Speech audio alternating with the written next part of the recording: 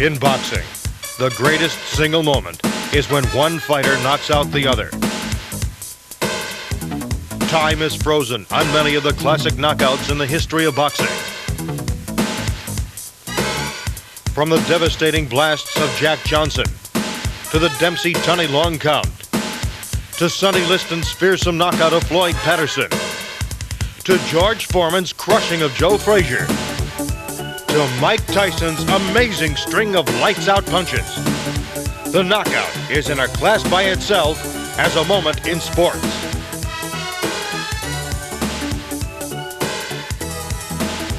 Let's take a look at just some of the immortal moments in boxing that were highlighted by the quick end to the event, the knockout. It's time for boxing's greatest knockouts.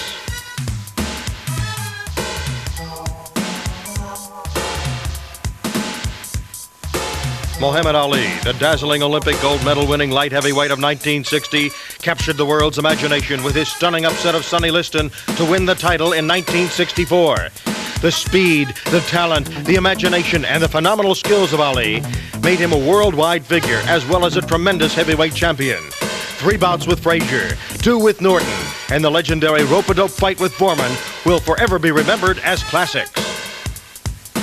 Henry Armstrong, when he was knocked out in the 3rd round of his first fight in 1931, who would have ever imagined that Henry Armstrong would eventually become the first man to hold 3 belts simultaneously? He reached the featherweight title. A year later, Armstrong beat Barney Ross for the welterweight crown, and in his very next fight, he topped Lou Ambers for the lightweight crown. A true changing of the guard, lost to a young Sugar Ray Robinson on... Jack Dempsey, perhaps the best-known pair in boxing to this day, is the Dempsey-Tunney confrontation. Time has blurred the fact that Tunney twice defeated Dempsey to take away Dempsey's crown, and that after the second fight, Dempsey went on to win his last 53 battles, but none for the title. Dempsey's reign as heavyweight champ began with his win over Jess Willard in 1919, first match in Philadelphia.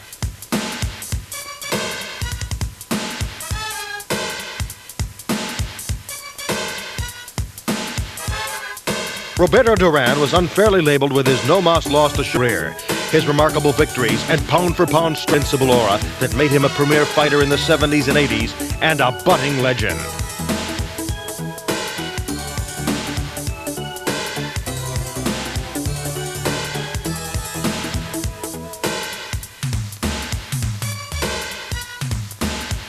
George Foreman, another Olympic gold medalist who continued to devastate the pros until he demolished Joe Frazier to win the world championship, then only to lose it to Muhammad Ali in Zaire when everyone was convinced he was invincible. A premature retirement at the height of his career was followed by a comeback a full decade later.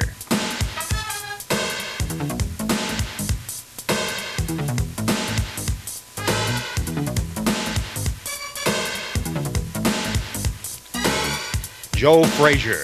Smokin' Joe Frazier's blue-collar rise to the heavyweight championship with a win over Muhammad Ali in 1971 gave hope for the underdog in all of us. The Frazier-Ali series highlighted the heavyweight scene in the 70s and re-established boxing as a major, big-money, prestige sport.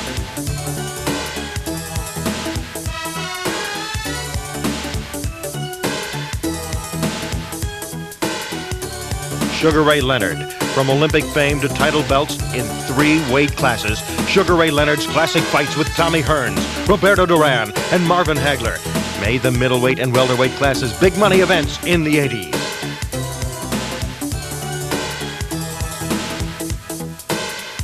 Joe Louis, the legendary Brown Bomber, won 68 fights, but is best remembered for 2 of his 3 losses. The 1936 loss to Max Schmeling in New York, and his career-ending defeat to Rocky Marciano in 1951. His defeat of James J. Braddock in 1937 gained him the World Heavyweight Championship, which was followed by an amazing 25 title defenses in a row prior to losing the belt to Ezra Charles in 1950. Rocky Marciano, was he the best? Well, he fought 49 times, and he won 49 times. He beat Joe Louis, Jersey Joe Wolcott, Ezra Charles, and Archie Moore, all of them champions. He started his career with 16 straight knockouts. Only Ezra Charles went the distance with him in a championship match. Rocky Marciano was a legend to this day. Archie Moore.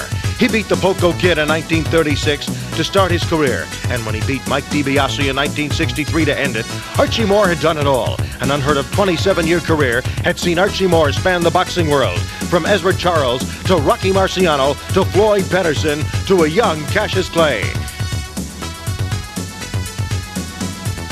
Floyd Patterson. In 1956, a 21-year-old Floyd Patterson became the youngest ever to win the heavyweight crown, which stood until the arrival of Mike Tyson.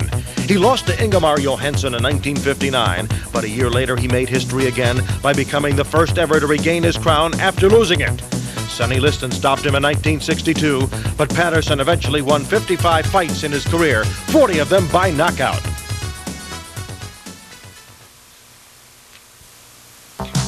Boxing's greatest knockouts, the great fights.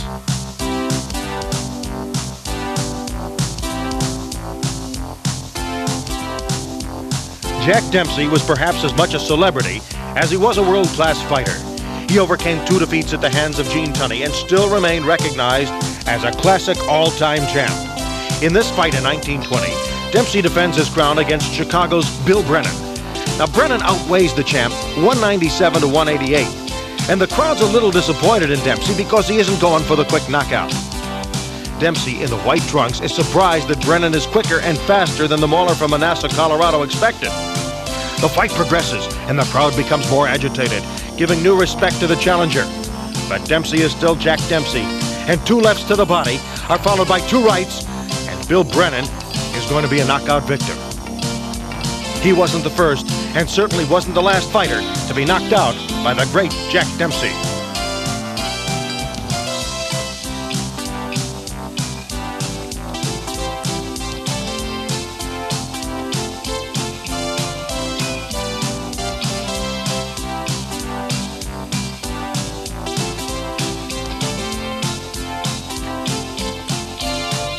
Archie Moore on the right could do it all. He was a light heavyweight champion who also challenged several times for the heavyweight title.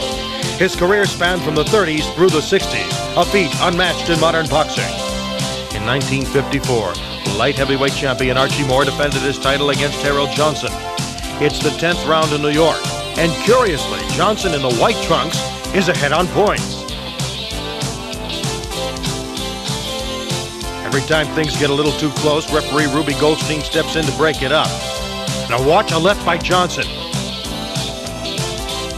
It leads to a right, which is a knockdown on Archie Moore. Moore's back up quickly, and he has a chance to recoup at the bell.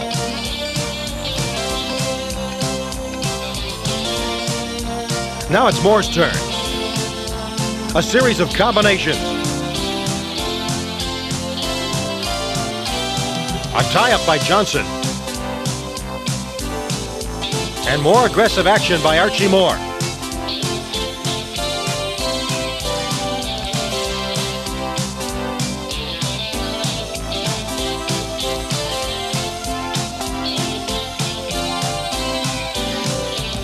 Now Moore has Johnson on the defensive. And it leads to an 8-count knockdown of Johnson.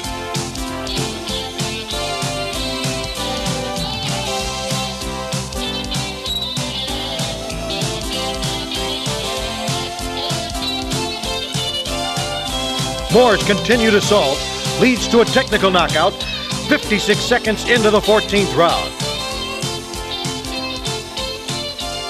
A technical knockout allows Archie Moore to keep his light heavyweight crown.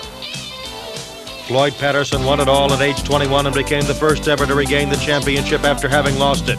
Here in 1954, he defends his middleweight crown against Jimmy Slade. First round action sees Patterson dominating Slade, knocking him down. Referee Harry Kessler counts to 8, but Slade holds on through the fight despite Floyd Patterson's continued attack. Another onslaught by Floyd Patterson, but Jimmy Slade perseveres. Now Slade's withstood a beating for 7 rounds.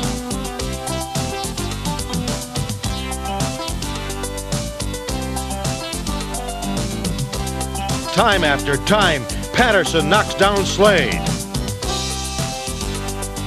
And time after time, Slade gets up. Despite these knockdowns, Patterson doesn't get the knockout, but he soundly decisions Jimmy Slade to retain his crown.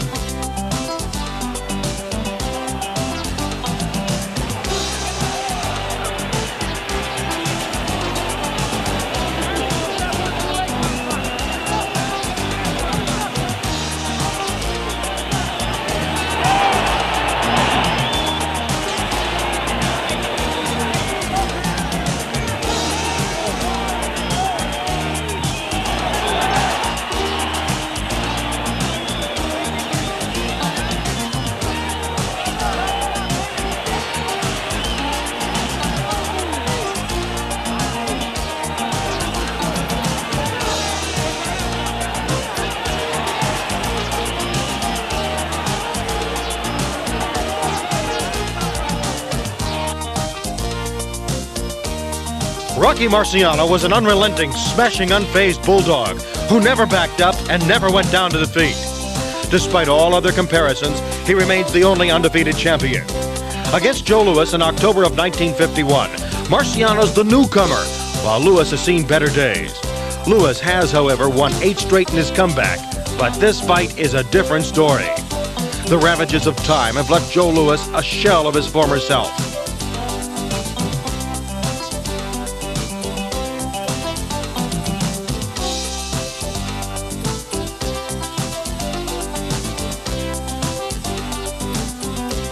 Marciano's clearly the aggressor.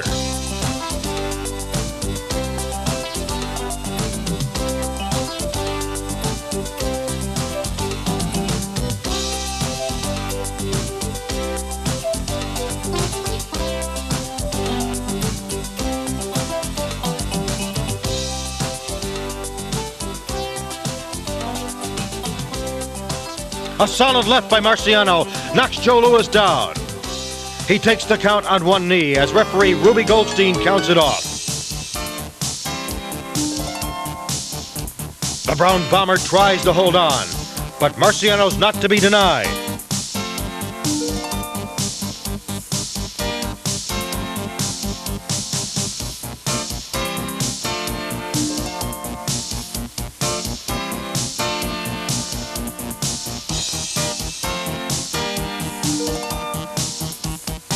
Two lefts and a right combination by Marciano send Louis through the ropes. This is Joe Louis' last fight as Rocky Marciano knocks out a legend.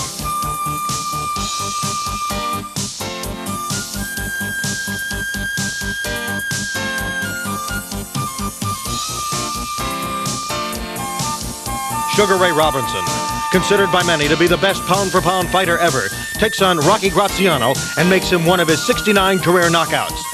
It was the World Middleweight Championship in 1952 in Chicago. Sugar Ray Robinson was defending his crown, while former middleweight champ Graziano was looking to regain past glories. Graziano at 160 pounds outweighs Robinson by 2. It's the slugger versus the master boxer.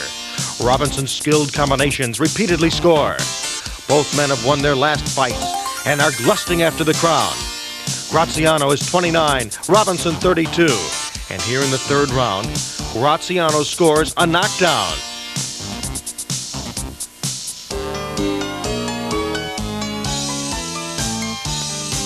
But Robinson drops Graziano with a blistering right that drives the Rock's mouthpiece right out. Sugar Ray Robinson scores one of boxing's greatest knockouts and retains his middleweight title.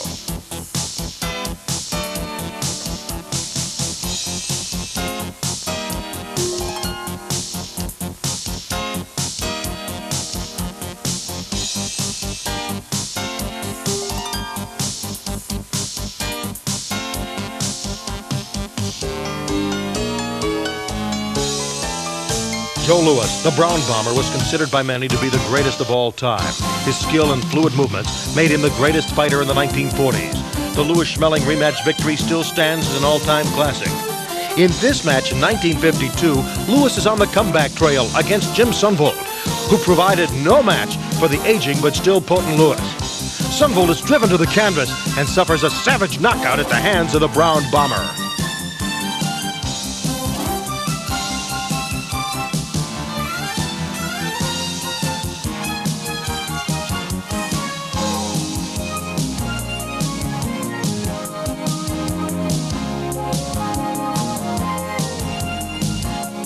Much earlier in his career, Joe Louis fought Big Max Baer in a non-title fight in 1935. Baer outweighed Louis by 11 1/4 pounds. Yankee Stadium's packed for the event.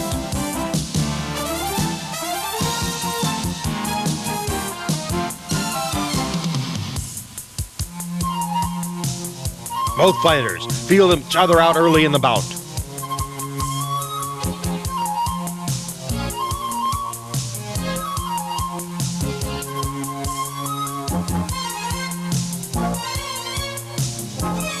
Then it's let's get it on as each scores several points.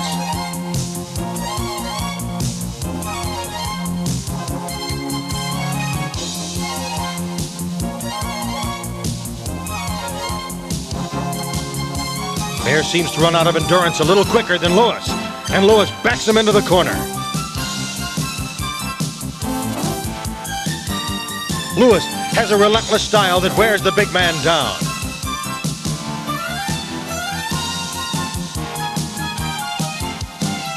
Louis's combinations go unchecked.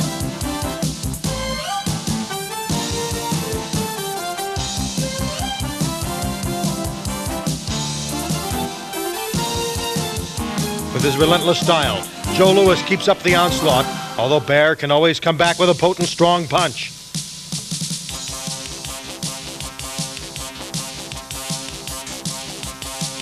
But showing no respect for the former champ, Louis puts him down on the canvas.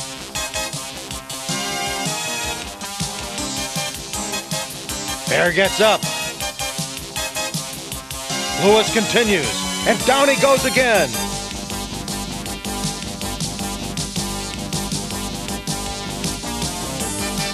Again, the big man gets back to his feet.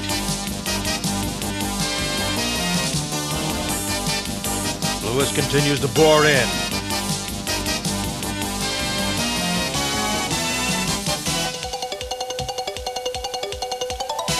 In this pre-title championship fight of 1935, Joe Louis is in command against Max Baer.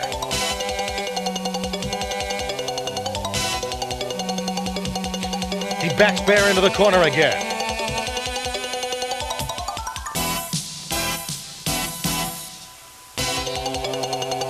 And then puts him down with another solid roundhouse.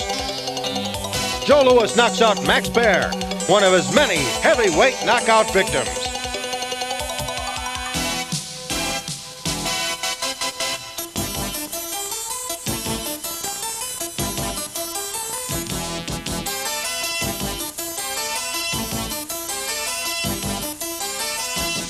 Muhammad Ali was a showman, a braggart, and a champion. Ali brought a style and skills never before seen in the heavyweight ranks. Speed, finesse, and unmatched boxing skills made Ali the greatest. In January 1974, Ali faced Joe Frazier in a rematch. Frazier won that one, and Ali was looking for revenge. Frazier pressures in, just as he did in 1971 when he won the title. Ali uses his lightning-quick reflexes to stun Frazier. There's confusion in the second round. Referee Tony Perez stops Ali's onslaught and says the round is over. But it isn't. Was Joe Frazier spared a knockout? Now Ali continues his combination as he mounts up points throughout the rounds.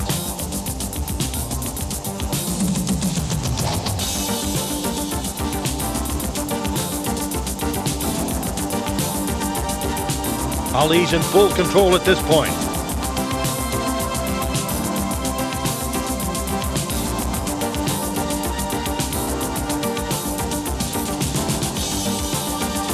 In the final round, Frazier must go for the knockout. He's trailing on points.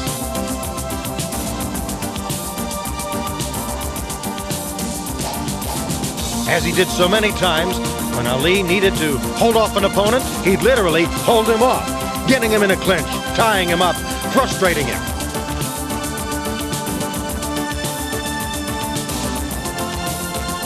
No matter what Frazier does in this final round, it's too little, too late.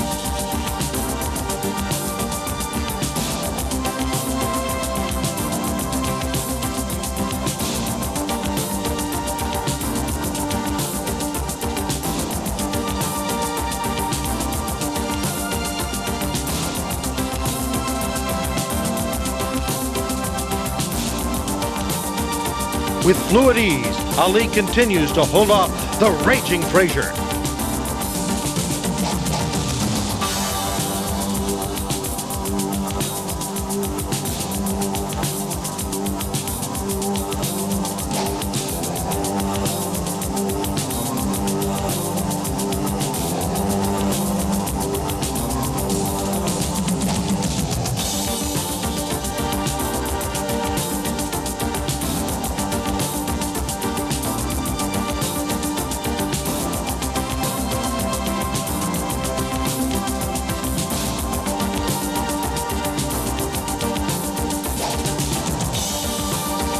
It's not a knockout, but it's one of boxing's classic fights.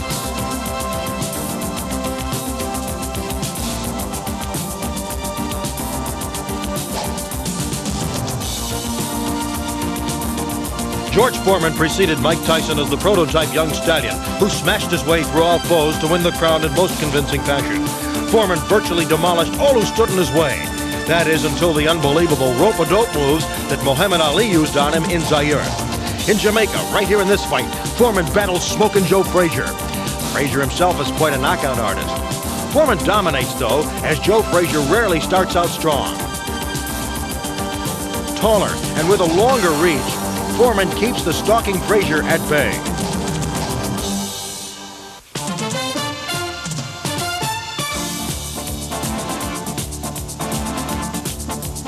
A left jab and a right uppercut by Foreman. Just a sample of things to come.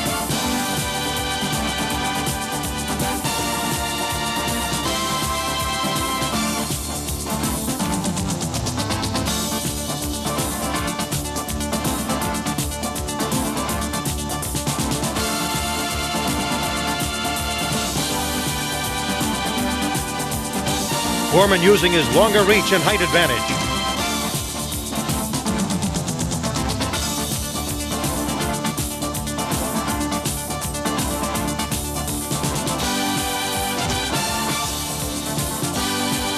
And there's another left hook and right uppercut, and Frazier goes down. He takes the mandatory 8 count in the first round, but that's just the beginning.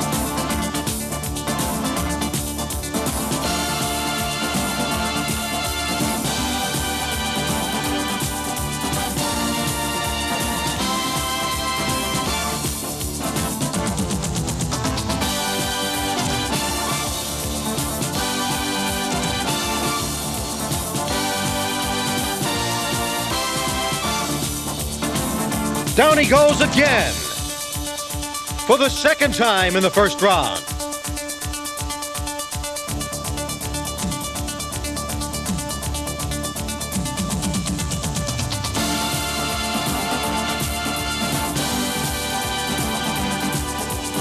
Frazier hits the canvas 3 times in the first round.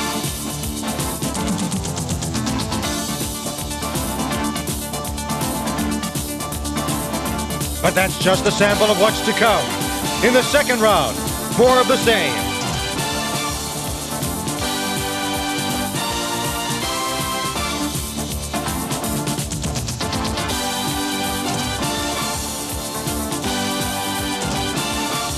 George Foreman dominates the former champion. Frazier goes down again in the second round. 3 times in the first, 3 times in the second. Smokin' Joe Frazier hits the canvas on the onslaught of blows by George Foreman. Foreman virtually toys with Smokin' Joe as he pummels him into submission.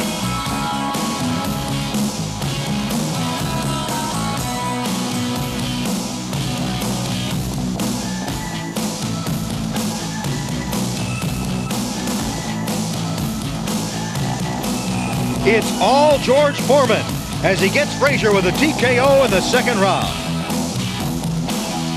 Roberto Duran was an invincible fighter in his prime. Pound for pound, the most effective boxer-puncher in the ring. With his renowned hands of steel, Duran's matches with Hagler, Hearns, and Leonard established him as a legend. In March of 1974, Duran takes on Esteban de Jesus in Panama. Duran is 36-1 with 29 KOs. Who beat him? De Jesus 16 months earlier in a 10-round decision. De Jesus in the striped trunks is a formidable opponent. He captured the North American crown in 1973 over Ray Lampkin in Puerto Rico. Through the early rounds of this match, both fighters are equal to the task.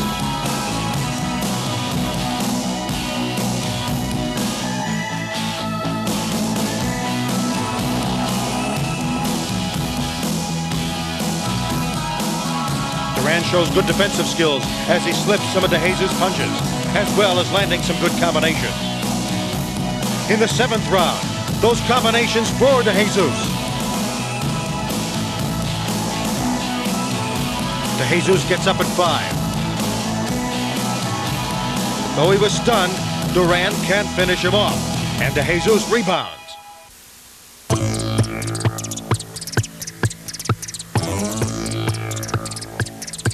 It's boxing at its best, as the two fighters spar with great ability.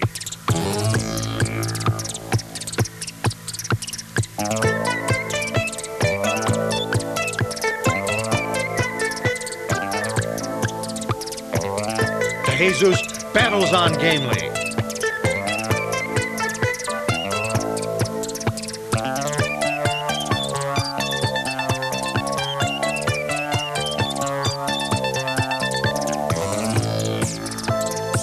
Duran shows no lack of endurance despite the ferocity of the fight.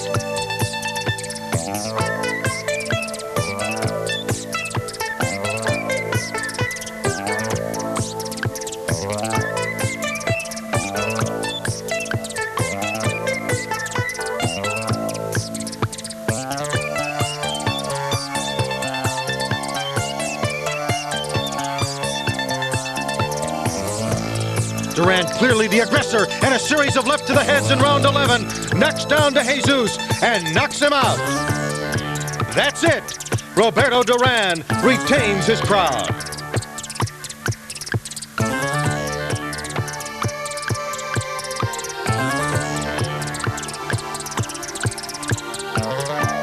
Sugar Ray Leonard was the idol of the 1980s. The new Sugar Ray used the rise of pay TV to make tens of millions of dollars on his fights. At the same time, he deftly managed to win 3 titles all at the same time, a feat not accomplished in decades. One of the fiercest rivalries of the 80s was Leonard and Thomas Hitman Hearns. Sugar Ray and Hearns go after each other with equal respect. Both men are quick enough and hit hard enough to knock the other one out.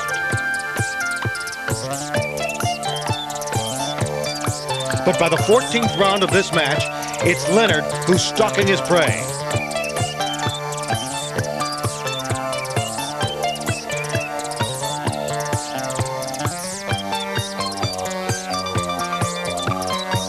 A big right to the head, and Hearns goes against the rope. It's not a knockout, but Leonard wins a classic. In fact, not all the great fights end in knockouts. In heavyweight boxing's biggest championship upset, Leon Spinks decisioned legendary Muhammad Ali to become one of history's most unlikely heavyweight champions. Who knows why Ali couldn't overcome the aggressive and tenacious Spinks, who gathered momentum with each passing round.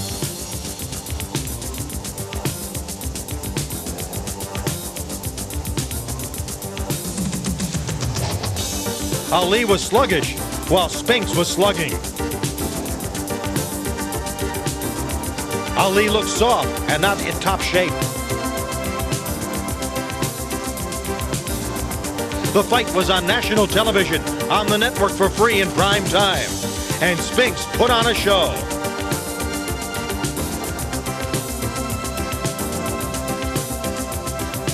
Spinks got in shots close to Ali's face and uppercuts. Things that rarely happen to the champ. In the end, it was Leon Spinks as the new heavyweight champion.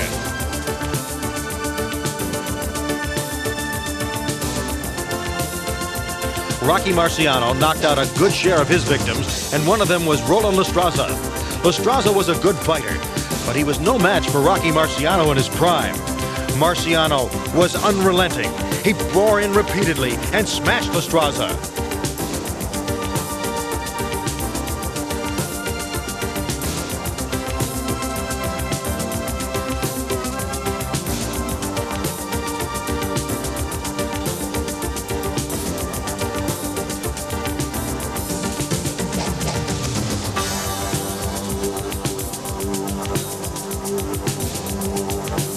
a typical Marciano fight, nobody gives ground.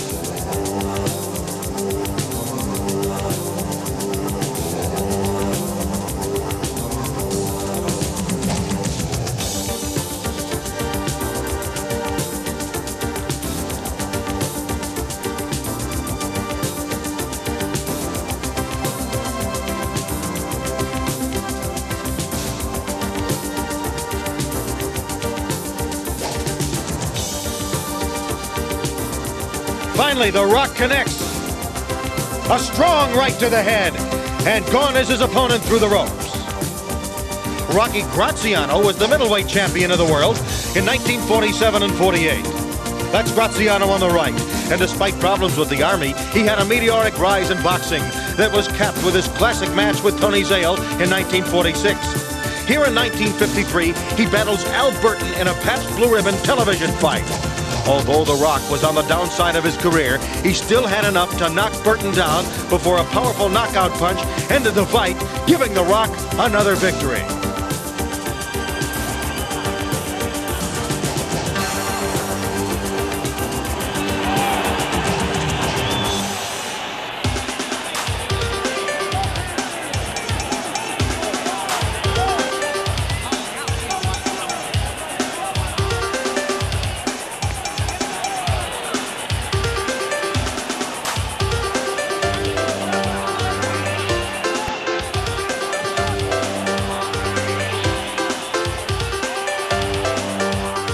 That's it, some of boxing's greatest knockouts and greatest fighters.